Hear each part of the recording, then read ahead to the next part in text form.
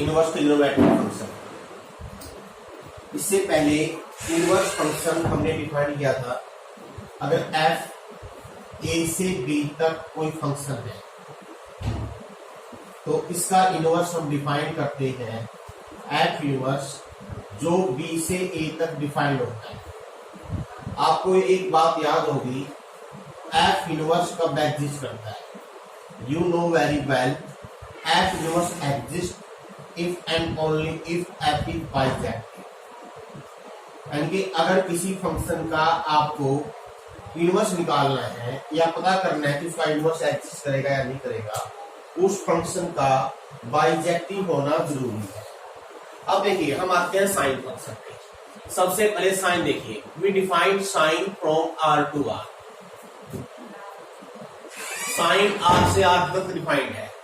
अब ये four sine inverse exist करे, कब एग्जिस्ट करेगा? जब साइन बाइजेक्टिव होगा। अब ये साइन की डोमेन हमने क्या ले रखी है? r। को डोमेन ले रखी है r।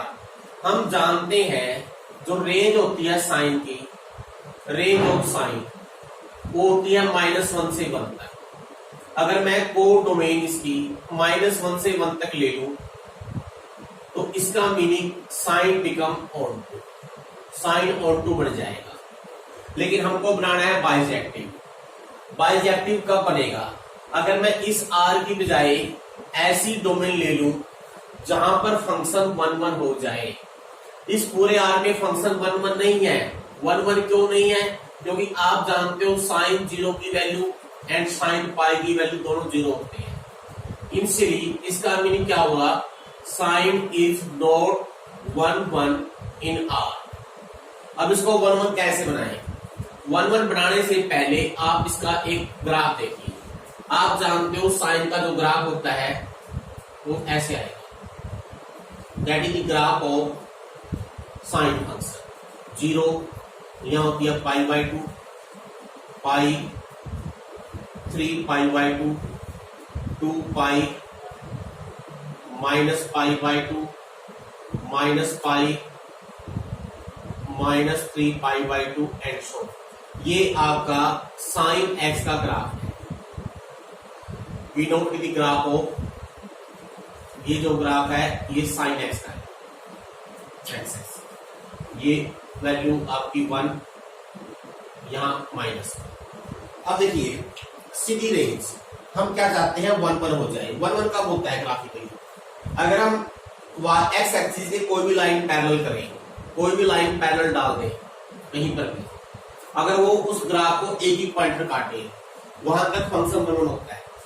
सीधी से है, सीरीज वैल्यू फ्रॉम -π/2 टू π/2। -π/2 से π/2 जो हमारा फंक्शन है 1 है। क्यों? किसी भी वैल्यू पे रिपीटिशन नहीं है, कोई भी ऐसी वैल्यूज नहीं है जहां पर साइन की सेम वैल्यू आ जाए, और जो उसकी रेंज है वो -1 से 1 तक पूरी भी कवर हो जाएगी। इसका मीनिंग अगर मैं को डोमेन साइन की डोमेन की बात कर रहा हूं मैं, अगर -π/2 से π/2 तक ले लूंगा तो इस पोर्शन में फंक्शन 1 रहेगा।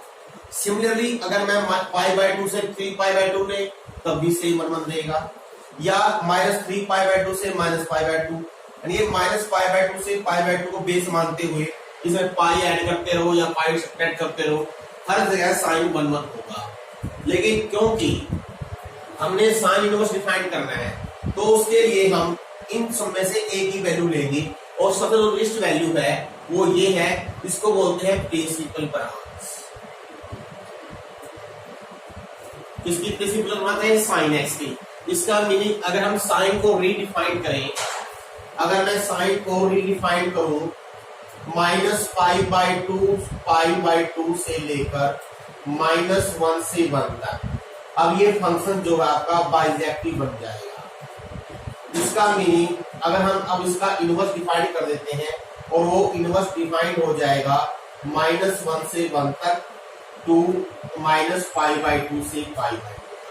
अब इसमें आपने याद रखना है जो साइन की रेंज है, जो साइन की रेंज है वो बनेगी साइन इनवर्स की डोमेन, और जो साइन की प्रिंसिपल ब्रांच है वो आपकी प्रिंसिपल रेंज बन जाएगी -π/2 से π/2।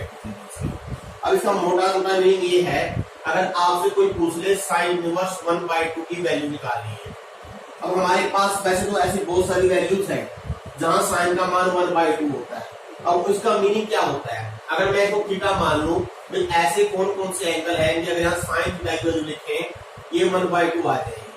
वैसे तो बहुत सारी वैल्यूज हैं जहां साइन का मान 1/2 होता है, लेकिन अब क्योंकि हमने यहाँ पर साइन उस आगे ला दिया है तो हम किस तरफ प्रिंसिपल वैल्यू लेंगे, यानी कि जो वैल्यू -π/2 से +π/2 के बीच में है और क्लियरली वो वैल्यू आ जाएगी आपकी π/6।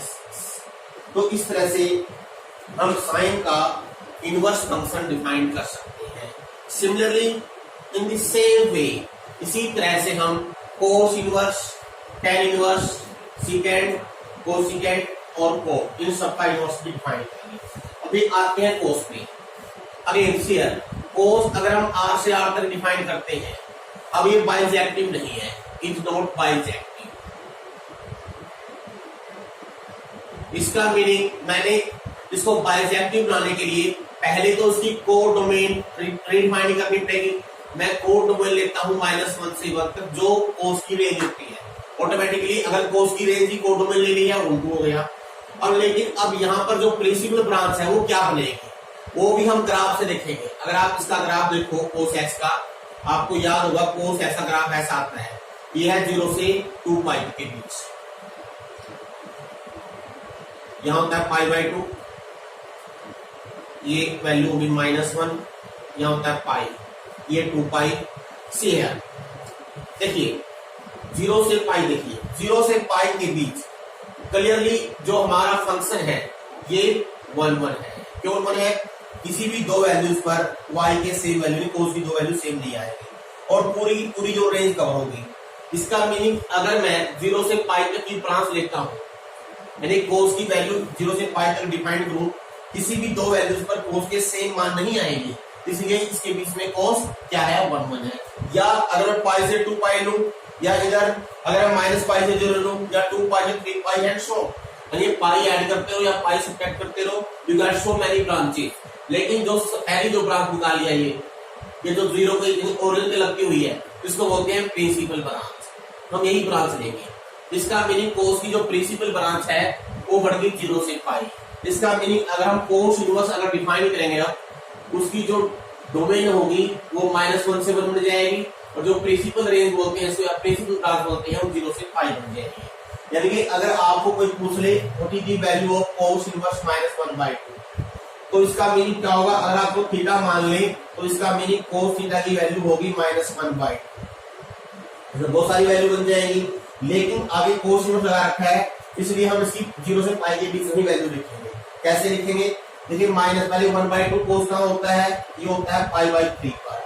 अब कोस नेगेटिव है तो हम इसको थर्ड क्वाड्रेंट में ले जाएंगे एंगल को, इसको लिखेंगे π - π/3, तो क्लियरली थीटा की वैल्यू आ जाएगी 2π/3। तो इस तरह से हम कोस इनवर्स की किसी भी पॉइंट पर वैल्यू निकाल सकते हैं। अब आती है बात टेन इनवर्स की। देखिए अगेन टेन की जो डोमेन होती है वो होती है r minus odd multiple of π/2, क्योंकि π/2 पर यह डिफाइन होता है। इसकी कोड डोमेन होती है r। अब जो इसकी रेंज भी r होती है, ये ऑटोमेटिकली ऑन तो है, लेकिन 1 नहीं है। अगेन 1 क्यों नहीं है, अगेन इसका ग्राफ देखो, आप ध्यान से देखिए, ये आपका आ गया π/2, इधर -π/2, यानी -π/2 से +π/2 के बीच में। अब ध्यान से देखिए, अगर मैं इसके बीच में कहीं पर भी कोई भी लाइन ड्रा कर दूं पैरेलल टू एक्स एक्सिस, ये 1 का ग्राफिकली मीनिंग होता है। अगर एक्स एक्सिस के पैरेलल कोई भी लाइन ड्रा कर दे, अगर वो लाइन गिवन स्टैक को एक ही पॉइंट पर काटे तो इसका मीनिंग 1 है। अगर 2 पॉइंट पर काट दिया 1 नहीं है, जिसका मीनिंग -π/2 से π/2 के बीच में टेंजेंट 1 है। लेकिन अगर आप आगे चले जाओगे, ये बनेगा आपका 3π/2 तक, यहाँ होती है वैल्यू π, ये 0। अगर आप इसको आगे बढ़ाओगे तो ये इसको 2 पॉइंट पर काट देगी। जैसे यहाँ पर देखिए आप ध्यान से, अगर हम कोई भी लाइन ड्रा करेंगे पैरेलल टू एक्स एक्सिस सीधे, इसका मीनिंग क्या हुआ, जो 10 की वैल्यू इस पॉइंट पर है वही 10 की वैल्यू इस पॉइंट पर है, दो डिफरेंट वैल्यू पर 10 का मान सेम आ गया, इसलिए 1 नहीं है। इसका मीनिंग हम क्या करें, अगर इसकी जो डोमेन है -π/2 से π/2 रख ले, तो ये आपका 1 1 बन जाएगा, या π/2 से 3π/2 ले एक ही बात है, या 3π/2 से 5π/2 या उधर नेगेटिव में, ये सब इसकी ब्रांचेज है, इनको बोलते हैं ब्रांचेज। और जो ये ब्रांच है नियर टू ओरिजिन, इसको बोलते हैं प्रिंसिपल ब्रांच। तो हम यही ब्रांच रखेंगे। इसका मीनिंग अगर 10 -π/2 डोमेन ले ले, क्योंकि कोड डोमेन इसकी रेंज आर ही होती है और आर तक डिफाइन करें, ये फंक्शन बाइजेक्टिव हो गया। इसका मीनिंग हम इसका इनवर्स डिफाइन कर सकते हैं। और इनवर्स क्या बनेगा, जो 10 का इनवर्स बनेगा, उसकी जो डोमेन होगी वो उसकी रेंज यानी आर, और 2 जो उसकी प्रिंसिपल ब्रांच रखी है मैंने -π/2 से π/2, it is your open interval. अब इसका मीनिंग क्या है, अगर मान लिया 10 इनवर्स -1 की वैल्यू निकालनी है, तो इसका मीनिंग जो वैल्यू आएगी वो -π/2 से +π/2 के बीच में रखनी है। और कैसे निकाल लेंगे, तो थीटा मान लीजिए। इसका मीनिंग यहाँ से tan थीटा की वैल्यू आ गई -1। अब tan की वैल्यू 1 काउंट किया π/4 पर। अब ये माइनस को आप -tan थीटा को tan माइनस थीटा लिख सकते हो। इसका मीनिंग थीटा की वैल्यू बन गई -π/4, दैट इज बिटवीन दिस। तो इस तरह से हम tan इनवर्स को डिफाइन कर सकते हैं और उसकी डोमेन और रेंज क्या होगी वो सामने लिखी हुई है। अब आती है हमारी कोड की। हम एक 1 बाय 1 करके हम सभी फंक्शन को डिस्कस करेंगे। देखिए कोड की जो डेफिनेशन होती है, जो डोमेन होती है, वो होती है r minus multiple of pi to r। देखिए अगेन जो रेंज और कोड डोमेन, कोड की r ही होती है, इसका मैंने कोड भी तो हो गया, लेकिन इस पूरे इंटरवल में ये 1 1 नहीं है। क्यों 1 1 नहीं है? अगेन अगर आपको इसका ग्राफ भी याद हो, इसका ग्राफ कैसा होता है, सीरीज ग्राफ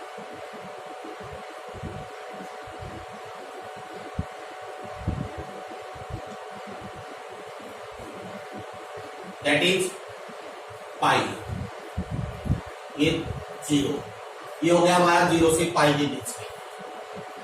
अगर हम आगे चले जाएं, पाई से 3 पाई, अब अगर आप ये हो जाएगा 2 पाई तक, सॉरी यहाँ आएगा 3 पाई/2।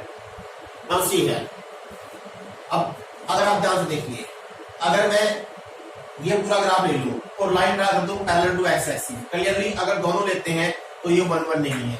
इसका मीनिंग अगर मैं इसकी बजाय जो डोमेन ये रखी है 0 से पाई रखूं या पाई से 2 पाई रखूं, अगर सिर्फ इनमें से एक ही ब्रांच रखें तो ये फंक्शन 1 1 हो जाएगा। लेकिन हमने लिस्ट वैल्यू रखनी है जिसमें ओरिजिन इंक्लूड है, वो है 0 से पाई, तो इसलिए हम इसकी प्रिंसिपल ब्रांच 0 से पाई रखेंगे। इसका मीनिंग जो कोड इनवर्स है ये डिफाइन हो जाएगा r से लेकर 0 से पाई के बीच। अब 0 से pi open interval. Similarly secant inverse और कोसिकेंट इनवर्स। देखिए कोसिकेंट इनवर्स जो होता है that is the reciprocal of sine. अब साइन इनवर्स की जो हमने डिफाइन की थी -1 से 1 टू -π/2 से π/2।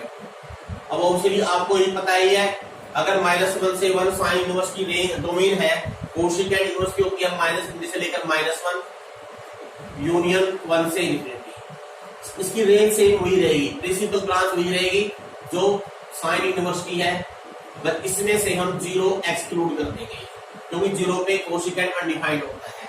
सिमिलरली जो सिकेंट इनवर्स है ये डिफाइंड होगा -∞ से लेकर -1 यूनियन 1 से इन्फिनिटी। अब याद कीजिए जो कोस इनवर्स की हुआ है, जो रेंज है प्रिंसिपल रेंज 0 से पाई है, तो ये भी 0 से पाई बन जाएगी।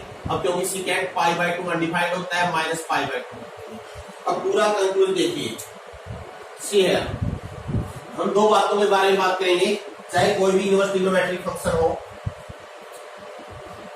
साइन इनवर्स,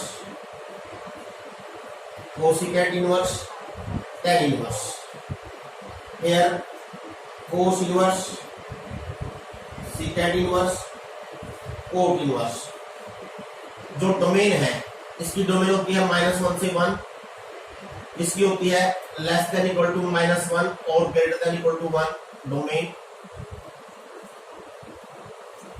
इसकी पूरी आर, इसकी -1 से 1, इसकी लेस देन इक्वल टू -1 और ग्रेटर देन इक्वल टू 1, इसकी पूरी आर। लेकिन जो प्रिंसिपल रेंज है, जो प्रिंसिपल ब्रांच है कोस इनवर्स, साइन इनवर्स वगैरह की, ये ध्यान दीजिए 2 ग्रुप में बट गई है। एक ग्रुप तो ये है आपका और दूसरा ग्रुप है ये। Sine inverse, cosecant inverse, tan inverse, इन सबकी जो प्रिंसिपल ब्रांच है वह है -π/2 से π/2। इसका मीनिंग क्या हुआ, अगर आप अंदर कुछ भी लिखें, अगर बाहर साइन इनवर्स लगा दिया है या बाहर कोसेकेंट इनवर्स लगा दिया है या बाहर tan इनवर्स लगा दिया है, ऑटोमेटिकली जो भी वैल्यू होगी ये -π/2 से +π/2 के बीच में आएगी। और इसमें सब ध्यान क्या रखना है, साइन इनवर्स में पूरा क्लोज इंटरवल बन जाएगा, कोसेकेंट इनवर्स में क्या होता है कि -π/2 से π/2 तो वैल्यू होगी, लेकिन इसमें 0 आपने एक्सक्लूड करनी है क्योंकि कोसेकेंट 0 पर डिपेंड होता है। ऐसे ही tan में हो जाएगा ये ओपन इंटरवल। और दूसरी जो प्रिंसिपल ब्रांच है वो तीन ग्रुप के लिए cos inverse, second inverse, cot inverse, आपने 0 से π याद रखनी है।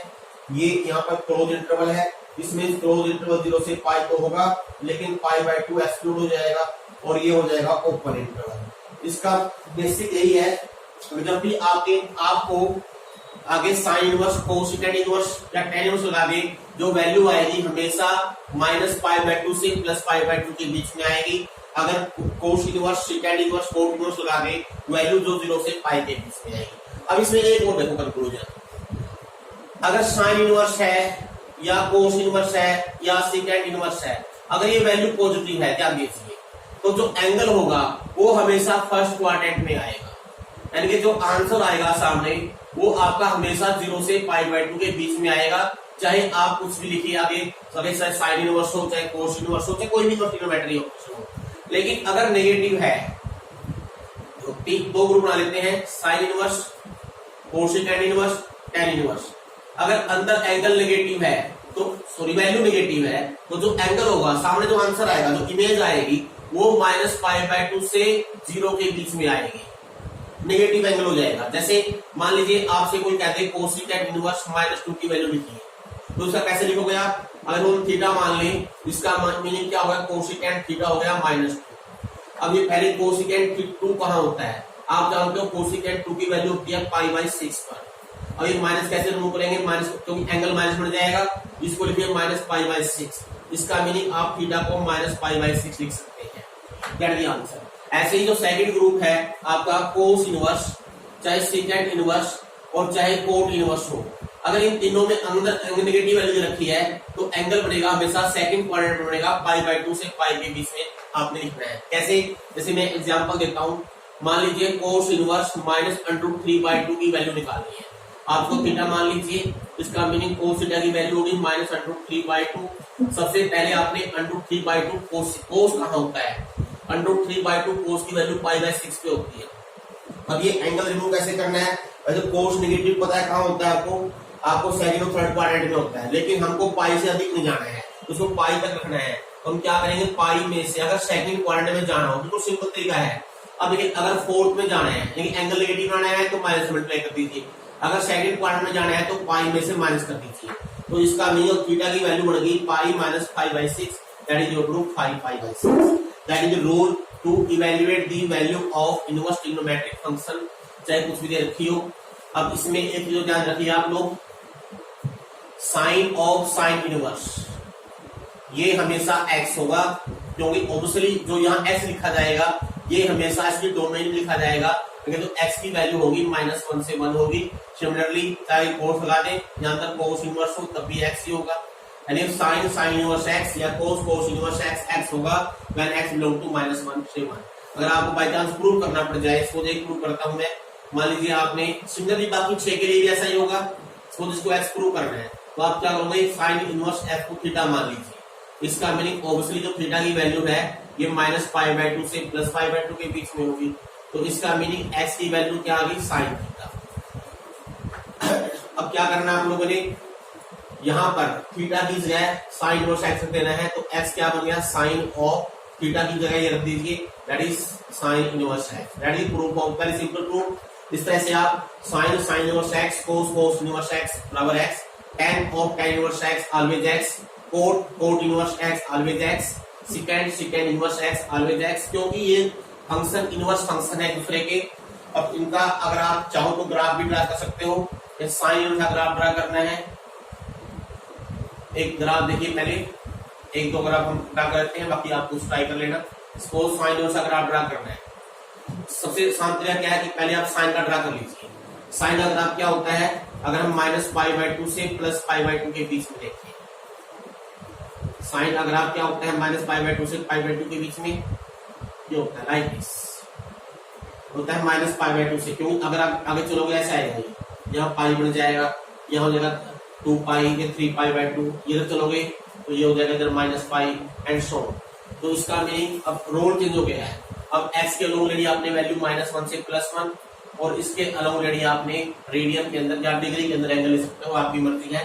तो इसका ग्राफ आपने कैसे ड्रा करना है, दैट इज π/2, जो उसकी प्रिंसिपल ब्रांच है ये होगी।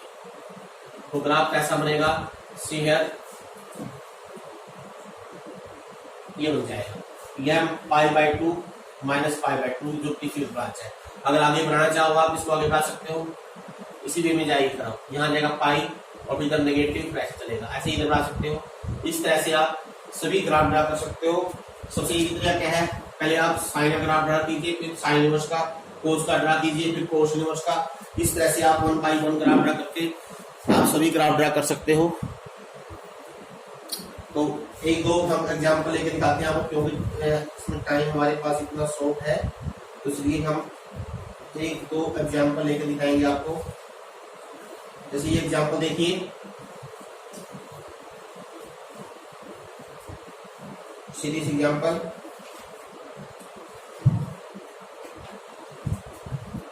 Evaluate cos of sine inverse 3/5 plus cot inverse 3/2। इसको कैसे इवेल्युएट करोगे, देखो सिंपल तरीका है। आप क्या कीजिए, मान लीजिए ये वैल्यू थीटा है और ये वैल्यू फाई है, इसका मीनिंग आपने कोस थीटा प्लस फाई की वैल्यू निकालनी है। और कोस ए प्लस बी क्या होता है, cos A cos B minus sine A sine B. इसका मीनिंग अगर cos theta cos phi sine theta sine phi की वैल्यू आ जाए तो हम इसकी वैल्यू निकाल सकते हैं। अब कोस थीटा कहां से आएगा, थीटा क्या रखा है, साइन इनवर्स 3/5। अगर साइन इनवर्स 3/5 थीटा है तो इसका मीनिंग साइन थीटा की वैल्यू होगी 3/5। सिमिलरली हमने फाई क्या ले रखा है, कोट इनवर्स 3/2, इसका मीनिंग कोट फाई की वैल्यू होगी 3/2। अब देखिए ऑब्वियसली साइन थीटा से हम कोस थीटा का मान निकाल सकते हैं, जो होता है क्योंकि पॉजिटिव है, इसका मीनिंग वैल्यू पॉजिटिव आएगी 1 माइनस साइन स्क्वायर 9/25, अल्टीमेटली ये आ गई 4/5। अगर साइन थीटा की वैल्यू आ गई, कोस थीटा की वैल्यू आ गई।